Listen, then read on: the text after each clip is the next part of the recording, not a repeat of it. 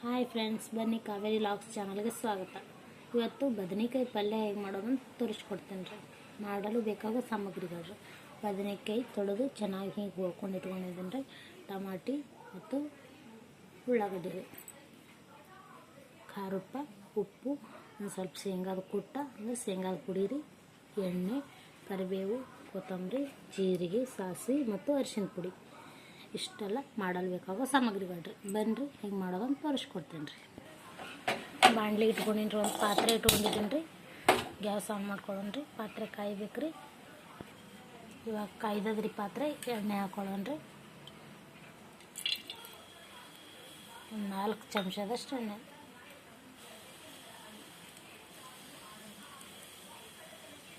ಇವಾಗ ಎಣ್ಣೆ ಕಾಯ್ದದ್ರಿ. ಜೀರಿಗೆ ಮತ್ತು ಸಾಸಿವೆ ಇಟ್ಕೊಂಡವ್ರಿ, ಅವು ಹಾಕೊಳ್ಳೋಣ ರೀ.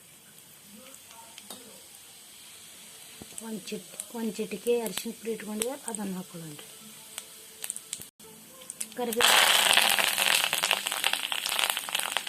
ಇವಾಗ ಉದ್ದಾಗ ಹೋಳು ಇಟ್ಕೊಂಡವಲ್ರಿ ಉಳ್ಳಾಗಡ್ಡಿ, ಅವು ಹಾಕೊಳ್ಳೋಣ ರೀ.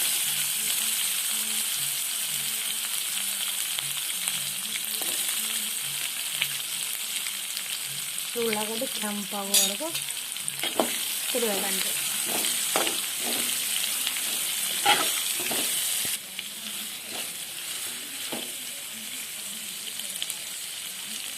ಇವಾಗ ಉಳ್ಳಾಗಡ್ಡಿ ಎಣ್ಣೆಗೆ ಬ್ರೌನ್ ಕಲರ್ ಆಗ್ಯಾವ ನೋಡ್ರಿ. ಇದು ಇವಾಗ ಬದನೆಕಾಯಿನ ಹೊಳಿಟ್ಕೊಂಡಿದ್ದೇವೆ, ಅದನ್ನು ಹಾಕೊಳ್ಳೋಣ. ಇವಾಗ ಎಣ್ಣೆಗೆ ಚೆನ್ನಾಗಿ ಬದನೆಕಾಯಿ ಬೇಯಬೇಕು. ಇವಾಗ ಟೊಮೊಟೊ ಇಟ್ಕೊಂಡಿದ್ದೇವೆ, ಅದು ಹೊಳ್ಕೊಂಡು ಅದು ಹಾಕೊಳ್ಳೋಣ ರೀ.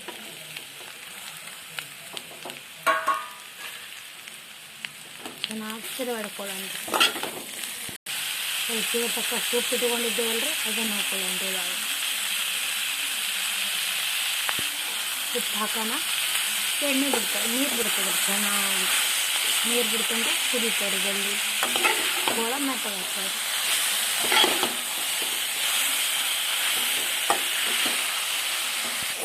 ಇವಾಗ ಹೋಳೆಲ್ಲ ಮೆತ್ತಗಾಗ್ಯಾವ್ರಿ. ಇವಾಗ ಖಾರ ಹಾಕೊಳ್ಳೋಣ ರೀ.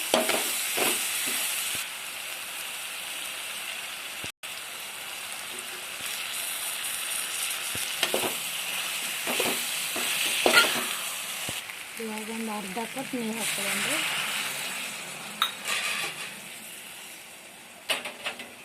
ಇದನ್ನೊಂದು 5 ನಿಮಿಷ ಕುದ್ಲಿಕ್ಕೆ ಬಿಡೋಣ ರೀ.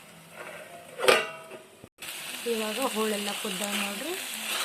ಇವಾಗ ಶೇಂಗಾದ ಪುಡಿ ಇಟ್ಕೊಂಡಿದ್ದರೆ ಅದನ್ನು ಹಾಕೊಳ್ಳೋಣ.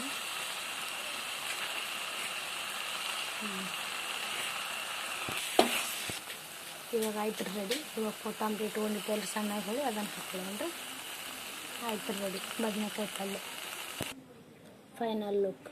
Thank you for watching.